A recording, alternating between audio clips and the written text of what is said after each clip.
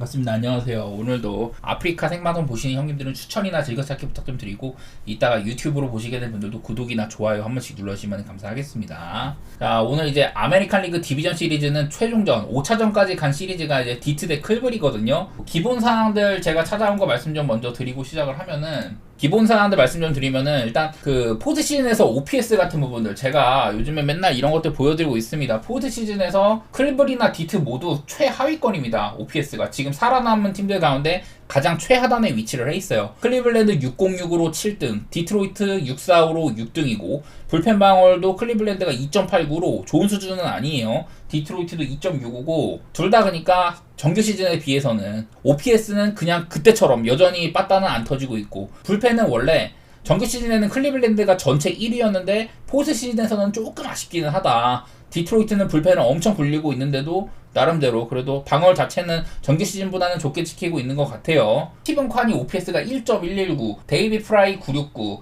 브라이언 로키오 929 정도로 좀 이렇게 좀 신인급 타자들이 OPS가 상당히 높은 편이에요. 반면에 지금 디트로이트 같은 경우는 OPS가 가장 높은 선수가 714거든요. 대부분의 선수들이 OPS가 좋지는 못하다. 이런 것들도 관찰이 됩니다. 그래서 포스트 시즌에서 빠따를 캐리하고 있는 타자가 없다는 게 디트로이트의 가장 큰 약점인 것 같고, 클리블랜드 같은 경우는 스티븐 콴은 원래 안타 자체 생산력은 좋은 선수고, 데이비 프라이라든지 로키오 같은 경험이 그렇게 많지 않은 애들이 선전해주고 있다, 이런 것들이 조금 보이고 있는 것 같습니다. 포스트 시즌에서 이렇게 팀을 캐리해주는 타자의 유무는 상당히 중요한 부분이기 때문에 이런 것들도 담아는 봤고요. 오늘 이제 선발 2차전이랑 똑같습니다. 맷 보이드랑 스쿠발이 붙는데, 솔직히 선발 깜냥 자체는 스쿠발이 훨씬 앞서죠. 보이드도 시즌 막바지 때 좋지는 않았다.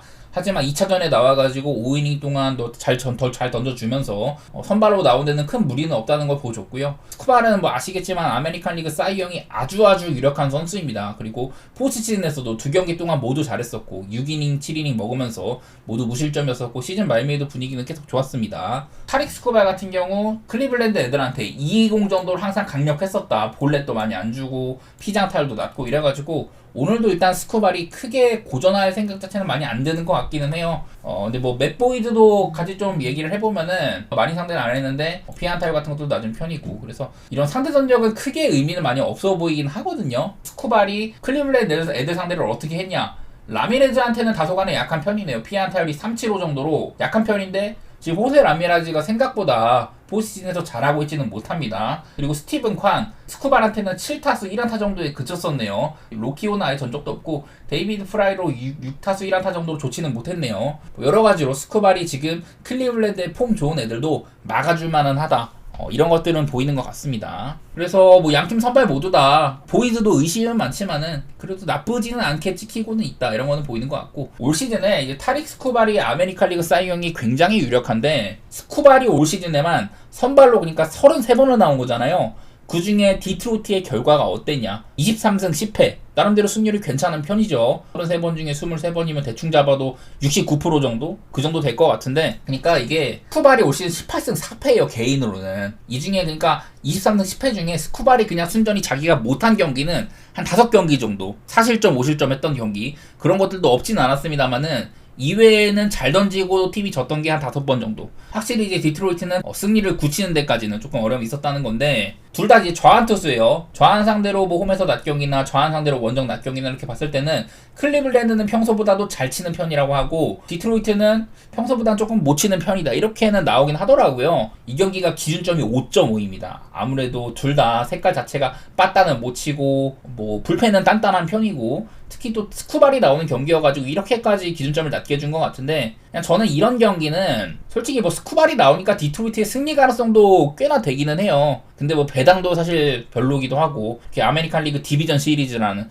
지면은 탈락하는 5차전, 이런 무대에서는 사실 언더오버는 저는 갈 정도는 아니라고 보고 5.5기 때문에, 개인적으로는 뭐 스쿠발이 있기 때문에 디트로이트가 정배이기도 하잖아요. 뭐 일반승 가능성이야 디트로이트 쪽을 조금이라도 좋게 보는 게 맞긴 맞는데, 저는 그냥 이 경기는 한 점차 승부 같은 거, 그 정도 가는 거 말고는 메리트는 없다고 생각을 합니다. 스쿠발이 분명 선발은 앞서는 면이 있지만은 빠따적으로는 클리블랜드가 조금 더 낫다, 이렇게 좀 상쇄하는 부분도 생각이 돼가지고 저는 뭐 한 점차 승부 가능성, 그냥 이런 고배당 노리는 거 정도로 그칠 것 같습니다. 첫 경기 리투아니아 대 코소보 경기 한번 해보면은 뭐 일단 이렇게 있습니다. 저는 둘 다 뭐 하위권이죠. 리투아니아는 여기 C티어에서도 좀 아래 단계에 있고 코소보는 한 단계 위쪽이긴 한데 사실 이거보다는 조금 큰 차이가 있다고 보여요. 여기는 아무래도 C티어 내부적으로도 리투아니아 같은 경우는 거의 뭐 D티어급이기 때문에 저는 개인적으로 조금 차이가 있다고 보는데 리투아니아 지금 이제 제가 리그 C로 올리긴 했어요. C급으로 올리긴 했는데 9월달에 성적도 좋지는 않은 편이었습니다. 얘네들이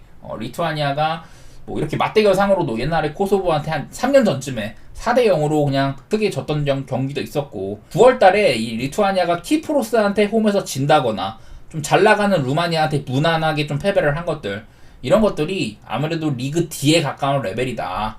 예선에서는 유로 예선에서는 불가리아 상대로 이기고 헝가리나 몬테네그로 또 불가리아랑 비기고 이런 저력을 보여주긴 했는데 글쎄 유로 대회 이후로는 좀 좋은 모습은 아니에요. 역시나 본인들보다 위급팀 상대로 꾸준한 결과를 담보하기는 좀 어려운 팀이라는 생각이 있습니다. 그리고 뭐 코소보는 이제 9월달에 루마니아한테 딱 이기는 했는데 키프로스 원정 가서도 좀 이제 지배적인 축구를 많이 했었어요. 저번에 이제 키프로스는 또 리투아니아한테 원정 가서 이기기까지 하고 그랬었는데 어쨌든 코소보는 내용 자체는 리투아니아를 이겼던 키프로스를 아주 압도하는 경기를 했었다.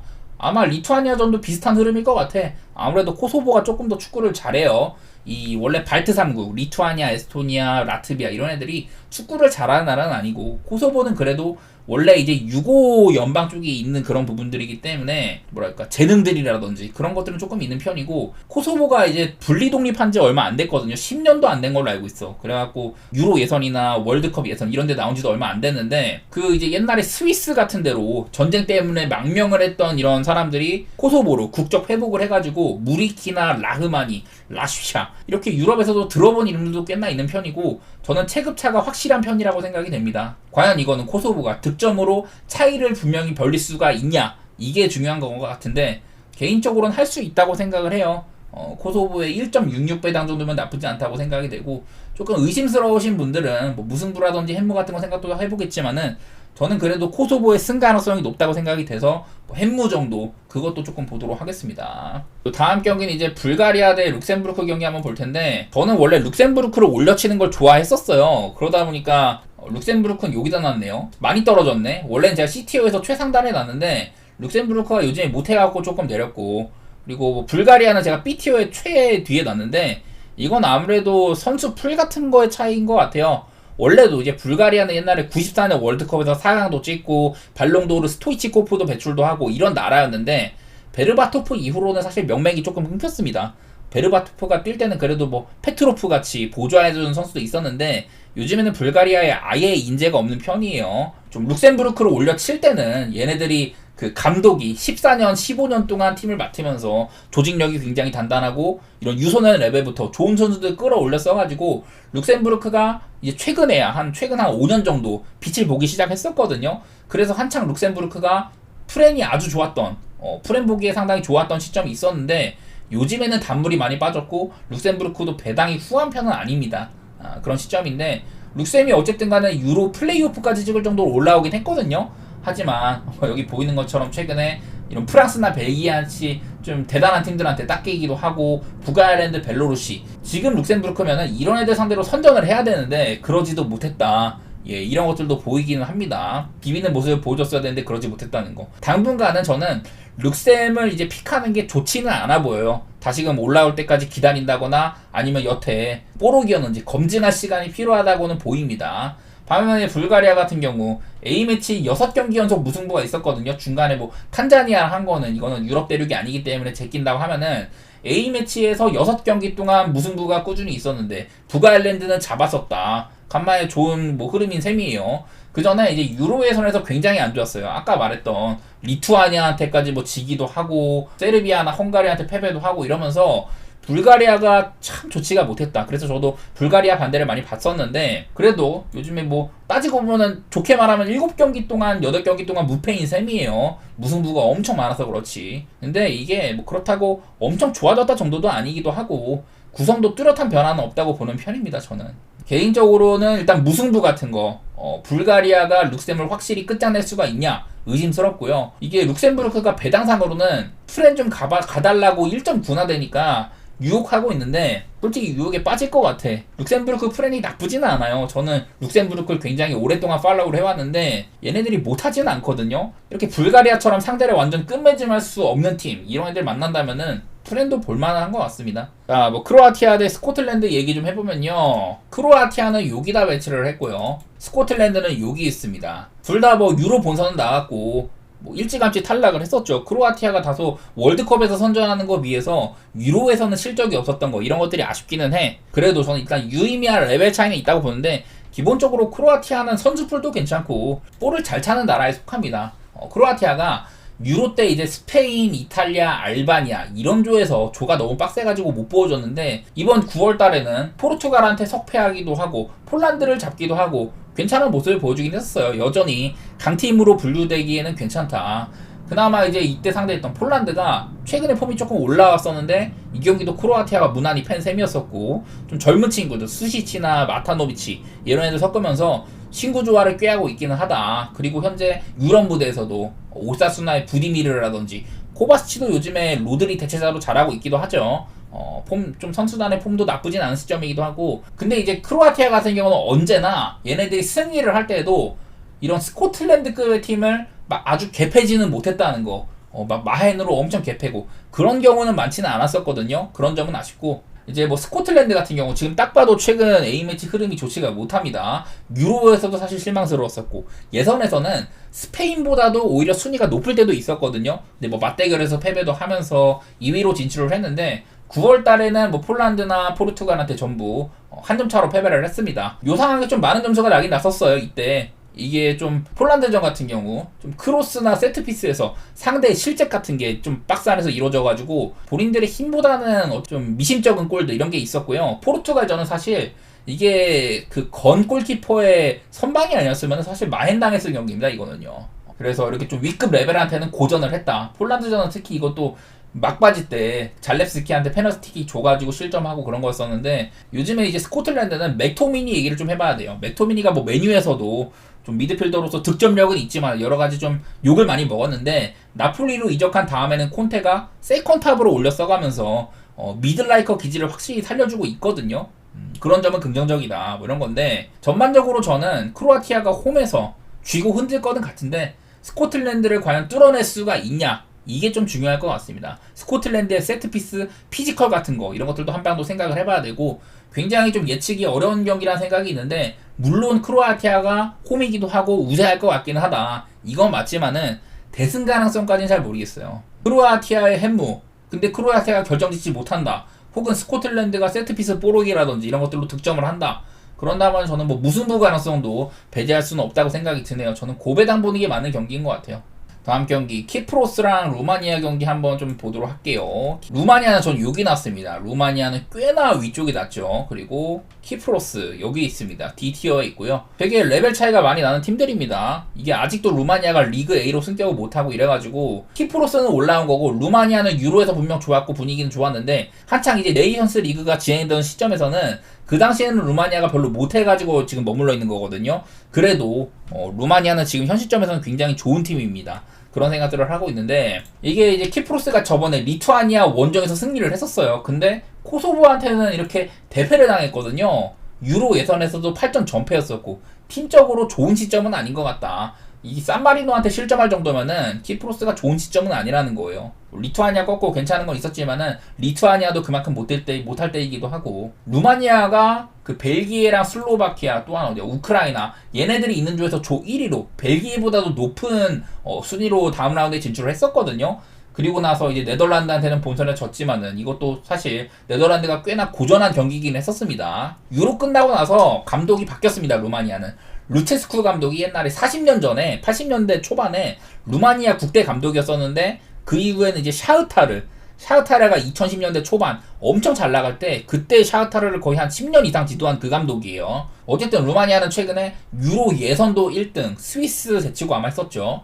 그리고 본선에서도 조 1위 진출 이렇게 경쟁력을 보여줬었는데 감독이 바뀐 다음에도 9월달에 코소보나 리투아니아 하위급 팀들을 제압을 하면서 흐름을 이어가고 있다. 지금 뭐 이제 파르마에서 뛰는 데니스만 돌격대장, 공격수 미하일라, 파르마 듀오도 있고 중원에도 라즈만 마리나 마리우스 마린, 스탄시우, 하지, 수비에도 뭐 드라고신이나 라티오 좀 신진 선수들이 많이 들어서고 있어요. 신구조화도 괜찮은 편이기도 하고 지금 확실히 상승세가 붙어있는 팀이어가지고 저는 이 경기가 오늘 좀 가장 안전해 보이는 경기 중에 하나라고 생각이 되거든요. 루마니아가 원정이기는 해도 물론 루마니아가 또 확답할 수는 없는 팀이야. 공격적이고 좋기는 한데 확답할 수는 없는 팀이기 때문에 키프로스트가 내려앉았을 때 루마니아가 뚫어낼 수 있냐 이런 것들은 걱정스럽기는 한데 그래도 저는 충분히 가능하다고 보고요. 루마니아가 지배적인 흐름으로 할 거고 루마니아의 승리라든지 뭐 마행까지도 한번 누려볼 만한 그런 경기인 것 같습니다. 루마니아가 이렇거든요 최근에.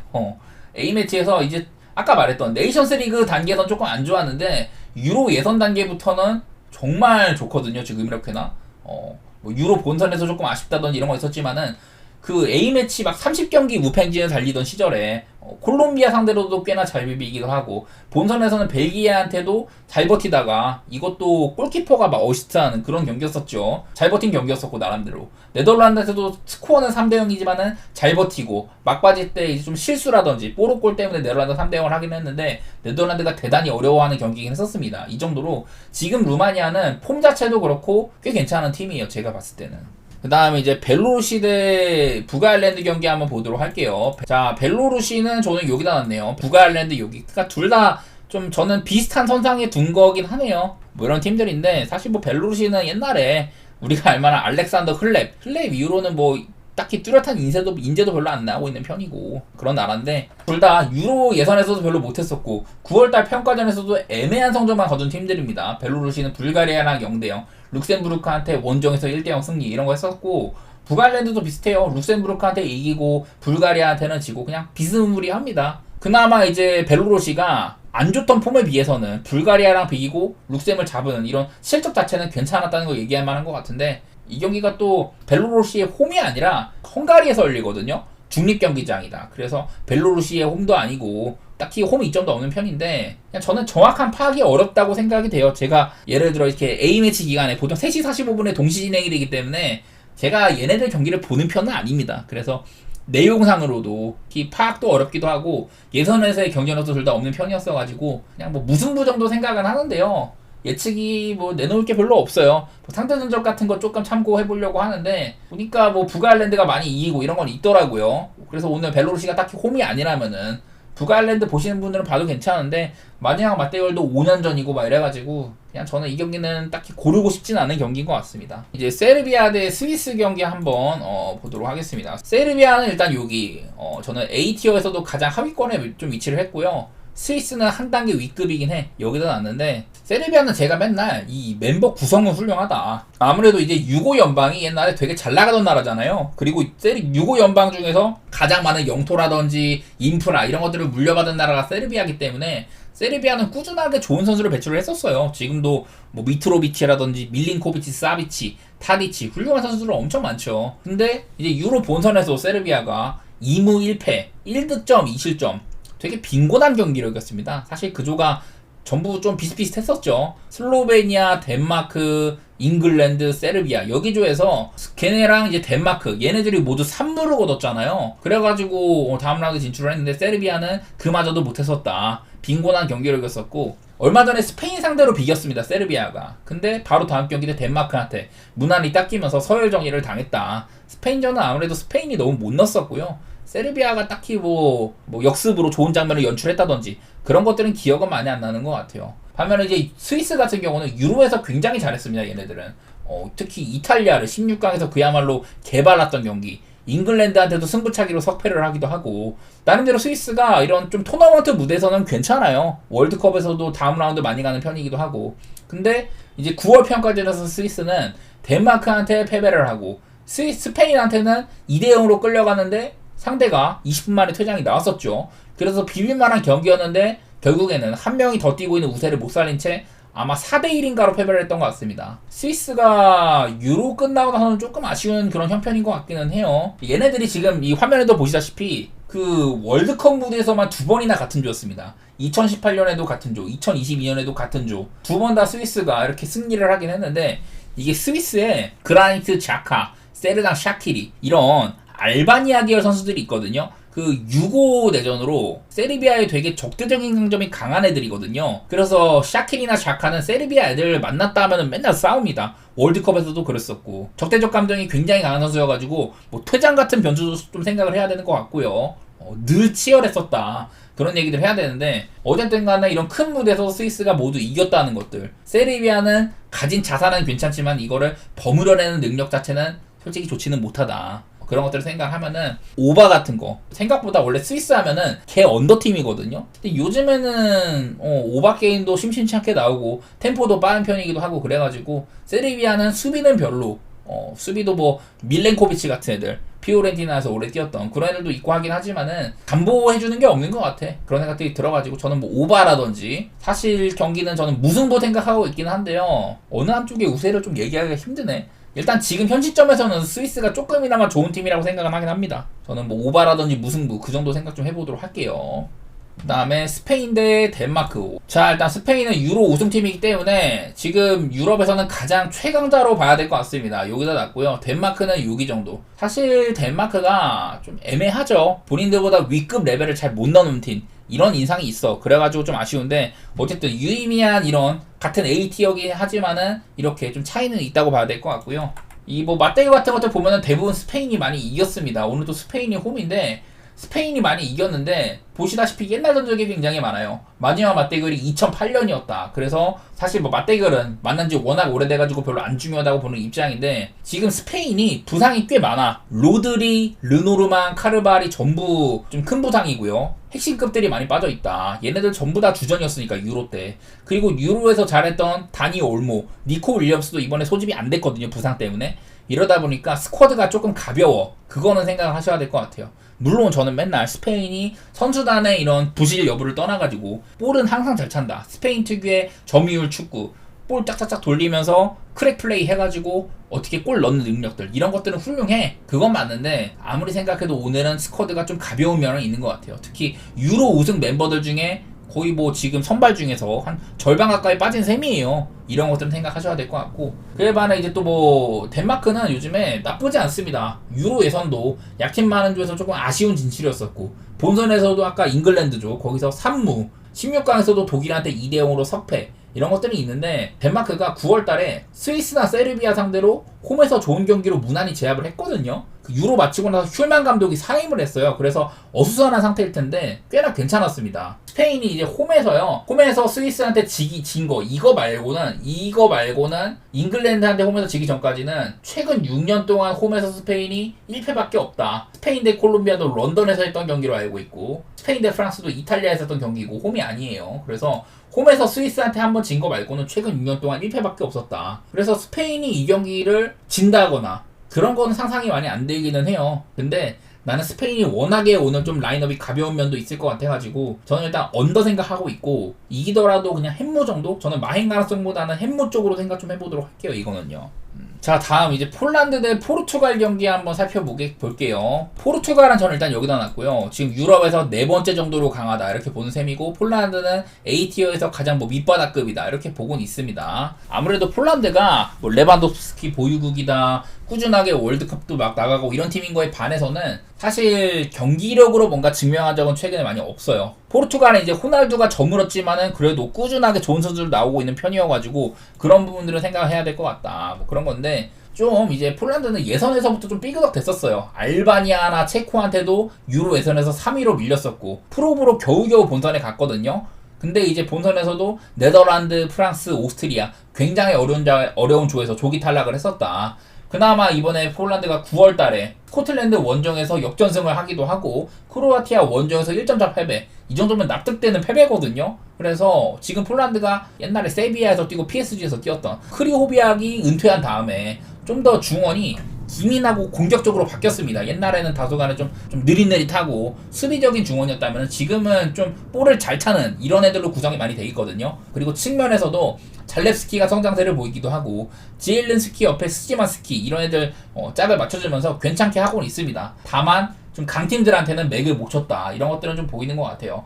폴란드가 최근 A매치에서 본인들보다 위급 팀들을 잡아냈던 거는 이렇게 독일 상대로 이긴 것들 1대0으로 겨우겨우 이긴 거였었고, 이런 거 말고는 대부분 위급 레벨한테는 많이 좀 맥을 못 주는 편입니다. 폴란드가요. 포르투갈도 분명히 폴란드보다는 위급 레벨이라고 할 수가 있죠. 예선에서는 전승이었는데 본선 가서는 조금 삐끗했었다.